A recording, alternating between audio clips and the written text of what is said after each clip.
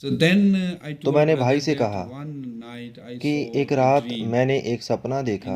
मैं इसके बारे में बहुत अधिक बात नहीं करता क्योंकि कुछ लोगों को यह लगता है कि शायद यह मेरी अपनी ही बनाई हुई कहानी है।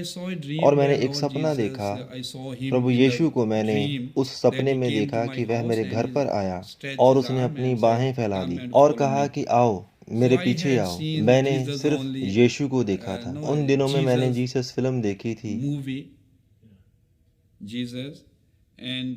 यह बिल्कुल उस फिल्म के दृश्य की तरह था। चेले उसके पीछे खड़े थे और सब कुछ उसी प्रकार था। और सपने में ही मैंने कहा, नहीं नहीं, मैं तुम्हारे साथ नहीं जा सकता क्योंकि तुम्हारे पास रहने के लिए घर नहीं है। मेरे पास तो मेरा परिवार है, मेरे पास मेरी पारिवारिक जिम्मेदारियां हैं। इसलिए क्योंकि कई बार तनाव होता है, चिंता होती है। और तुम तो कई बार जंगल में रहते हो, रेगिस्तान में रहते हो, लेकिन मैं वहां नहीं जा सकता। सपने में मैंने कहा। लेकिन जब मैं सुबह उठा तो ये ऐसा लगा जैसे वास्तव में ये हुआ हो। मैं बहुत परेशान था, इसलिए मैं पूरा दिन रोता और प्रार्थना करता रहा। मैं परेशान हो गया।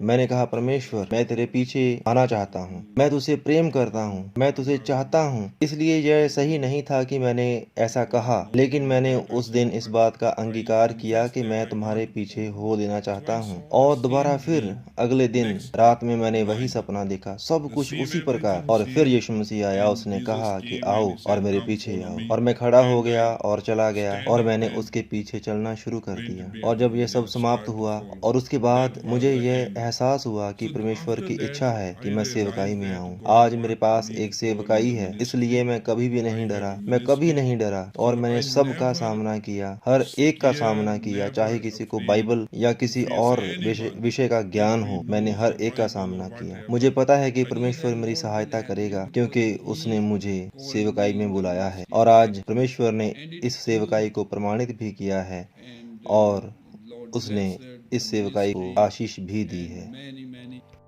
इस चैनल का उद्देश्य किसी मनुख ਨੂੰ ਉੱਚਾ ਉਠਾਉਣਾ ਨਹੀਂ ਹੈ, ਬਲਕਿ ਇਸ ਸੇਵਕਾਈ ਦੇ ਦੁਆਰਾ ਸਾਡੇ ਪ੍ਰਭੂ ਯੀਸ਼ੂ ਮਸੀਹ ਦੀ ਮਹਿਮਾ ਕਰਨਾ ਹੈ ਅਤੇ ਸੰਗੀ ਭੈਣ ਭਰਾਵਾਂ ਦੇ ਵਿਸ਼ਵਾਸ ਨੂੰ ਵਧਾਉਣ ਲਈ ਹਰ ਸੰਭਵ ਯਤਨ ਕਰਨਾ ਹੈ।